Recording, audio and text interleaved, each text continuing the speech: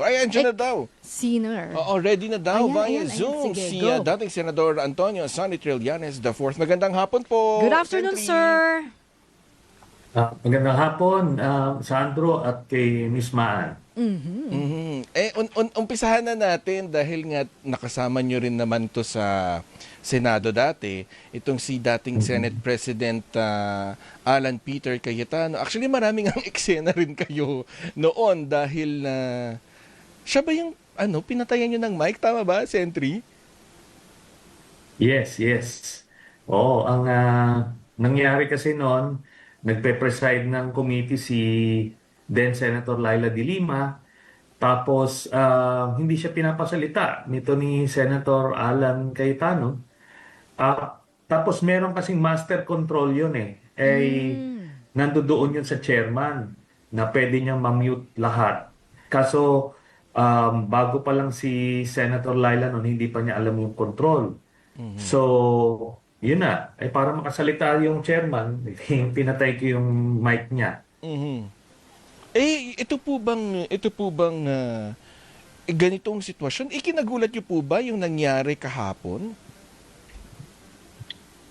Hindi ko ikinagulat in the sense na consistent yan sa pagka-tao ni Alan Cayetano. Yan, pagka may hawak na poder yan, nawawala sa sarili, no? Nag-iiba yung anyo. Tapos, hindi yan bumibitaw. So, ganun ang ginawa niya sa House of Representatives. Nung may term sharing sila ni Congressman Lord Velasco sa pag-speaker, nung patapos na yung termino niya, umaapila. Noong una kay Sara Duterte, para pakiusapan na siya pa rin manatili. Then, nung inisnab siya, pumunta siya ng Malacanang kay Digong. Ngayon, nung hindi na siya pinansin, tinuloy pa rin niya, kinandado niya yung session hall ng House of Representatives para hindi siya mapalitan sa araw na yun. So, may ganyang pinaghuhugutan niya si Alan na pagkatao niya. Ngayon, ano yan? Marami pang naiisip na mga estilo yan. Kita niyo yung ginawa niyang pag-absent. By the way, ano yan, supposed to be sedition daw yan, sabi ng mga abogado. Dahil nag-attempt siya to stop yung normal functions ng national government. Meron ding nagsasabi ng iba pang mga krimen for failure to discharge his official functions as a duly elected senator. Marami. Tapos ngayon, yung kahapon, gumawa sila ng rogue na committee para yan. Ayan, yun na nga. Ipinilit pa rin, kahit nga, yun, kinu-question ng bawat isa, yung leadership ng Senado ngayon. Ipinilit din kahapon yung sinasabing Blue Ribbon Subcommittee, hearing. Pero ang sinasabi nga ni Acting Senate President Gatchalian na ito ay hindi authorized. Pero yun na nga, ay nandun ulit yung 18 ex-Marines. Nabanggit ulit yung mga pangalan, yung mga dati nilang nabanggit. At syempre, kasama rin po kayo. Anong tingin nyo dito? Kasi parang sinasabi, timing ito dahil pwedeng, kumbaga, pinapalaki yung issue na ito para matabunan nga itong impeachment trial. Okay. But they can only do that, siguro, yung kahapon, yun na yan eh. They cannot keep on repeating this eh. Di ba? Ilang beses na umapir itong 18 ex-Marines na to sa media, dun sa Club Filipino. Basta ilang beses sila nagpa-presscon. Ito, siguro pang 5 na ito. At alam nyo, nagbabago yung statement. Kaya tinatrack ng mga lawyers ko to. Kaya ngayon, gagamitin namin yon against them. Kasi yung kahapon, by the way, because of that, may mga abogado ko po ay nagpe-prepare muli ng panibagong mga kaso laban doon sa mga mismong nagsalita against me, Tapos kasi isasama na namin itong si Marcoleta at saka si Alan Cayetano dahil since hindi naman yan official parliamentary inquiry, um, ano to, um, wala na silang parliamentary immunity. Kaya isasama namin yan sila sa aming kaso. So sa tingin niyo po hindi ito saklaw ng parliamentary immunity kasi po kadalasan kapag yung mga pinag-uusapan diyan sa plenaryo, yung mga committee hearings, yung mga senador o kongresista na nagsasagawa meron silang parliamentary immunity. So itong mga personalidad na ito hindi po sila immune from suit. Yes, dahil may wala ngang Blue Ribbon Committee staff doon na nag-record ng proceedings nila. Hindi talaga hindi official 'yon. And Alan Cayetano knows that. Alam nyo, in denial phase lang siya ngayon eh. Hindi niya matanggap na naisahan siya, na natanggal sila. Kasi yun very important yung pag-recognize ng quorum na meron palang jurisprudence, may precedence.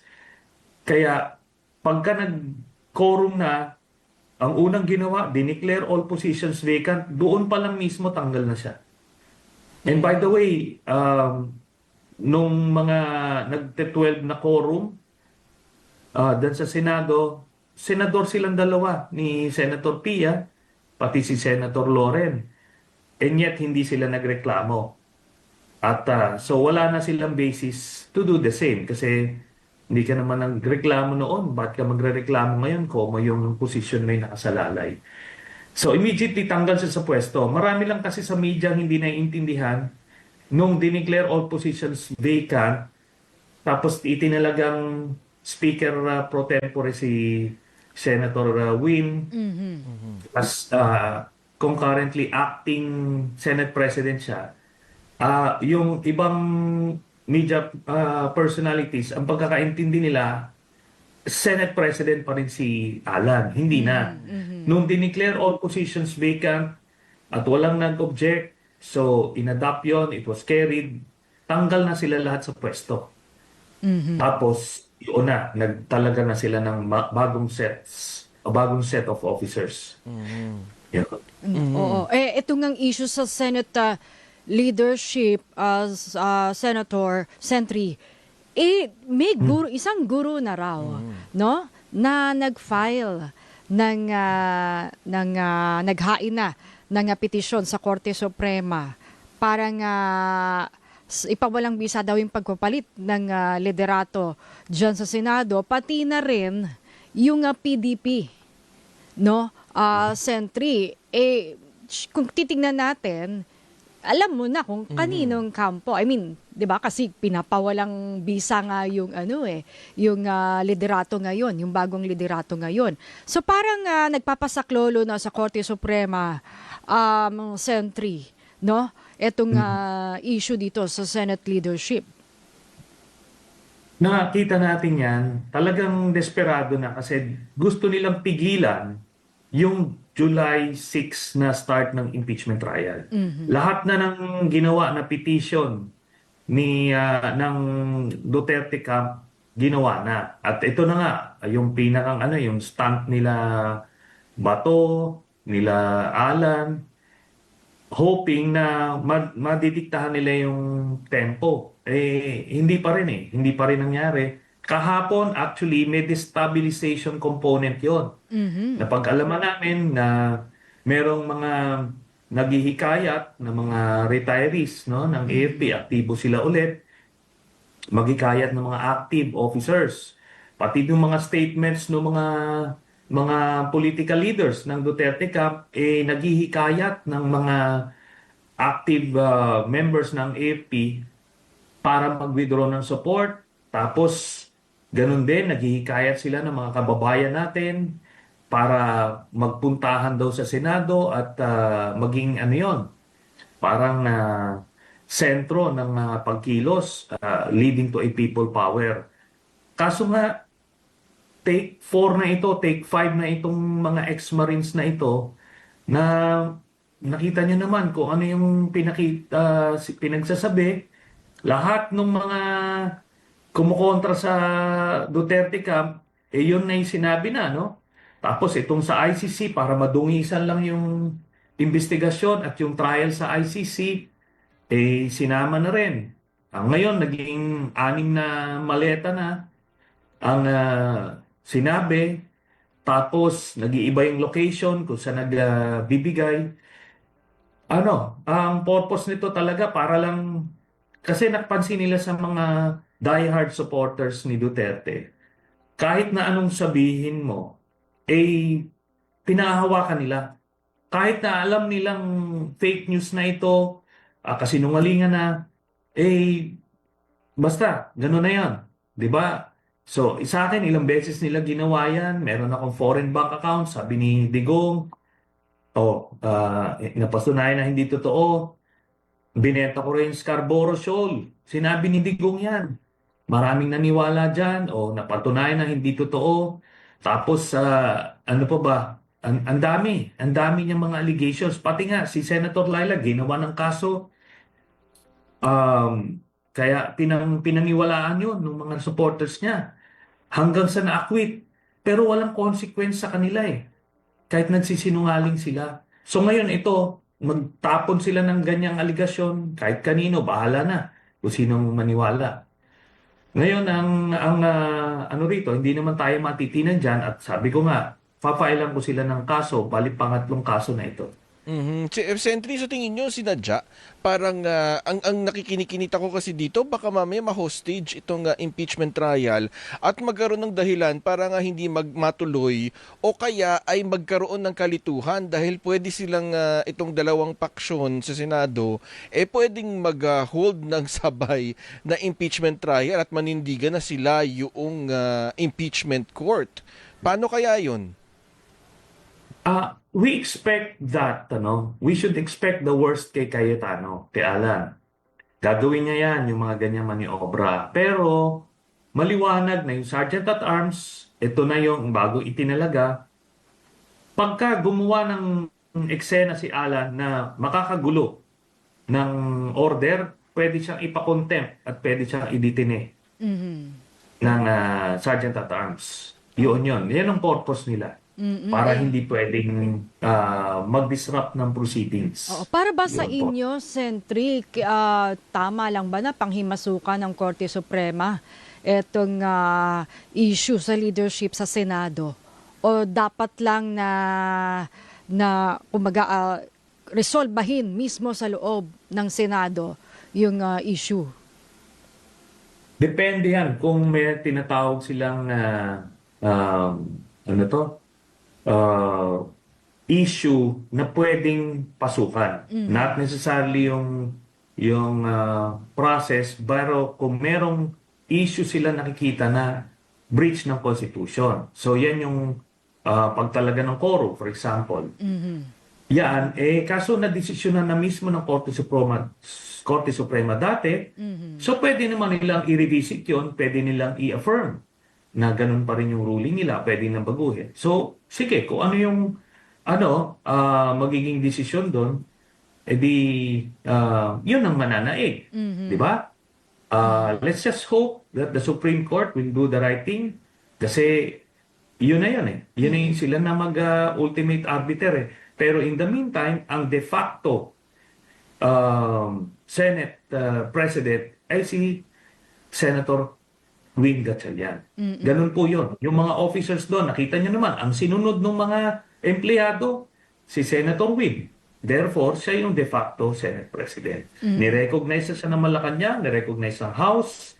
So, ganun ang magiging pananaw. At sana sa media, ang label na lang kay Cayetano ay ex-Senate President Cayetano. Diba? Para talagang natitrigger siya doon di ba? Ang Pangulo po ba, actually, ang Pangulong Marcos Jr. ay nagsabi na, na sana i-resolbahin nyo na agad yung sigalot sa Senado. Baka umabot pa yan sa SONA. 'Di ba? Sa 5th SONA ng Pangulo. Kumbaga, may doon, baka magbago yung direksyon nung mensahe sa kanyang talumpati. Pero pwede bang mamagitan? Say lang, Sentry, ipatawag ng Pangulo yung dalawa at yun nga, kausapin at kumbaga pagbatiin or pag-ayusin? Possible ba yun? Hindi po, no? Hindi maganda yon kasi talagang direct intervention na executive yon sa legislature. At knowing si Alan, hindi yan papayag unless siya yung uupo. Di ba? So, hindi naman mangyari yun. Meron namang mekanismo sa Senado. As I mentioned, andiyan dyan na, in place na yung mga officers, yung Senate Secretary. Kung manggugulo ulit si Alan to disrupt the proceedings, pwede siyang i-contempt at pwede siyang idetine ng Sergeant at Arms. Ganun po yun.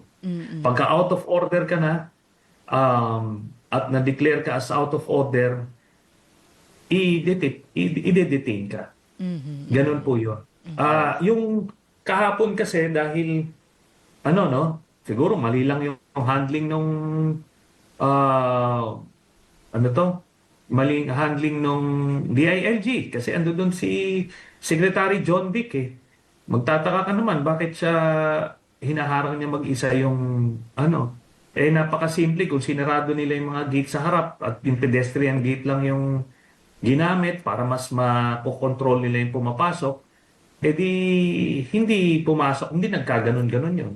So mahinang diskarte lang po yung nangyari na ginawa kahapon ng DILG, kaya nangyari yun. Alright. Kasi humingi na augmentation si Senator Win. Alright. But in the future, they should know. Dapat marami silang natutunan dun sa nangyari kahapon. Alright. Sige po, marami pong salamat, Sentry. Thank you. Happy Okay. weekend. Salamat po.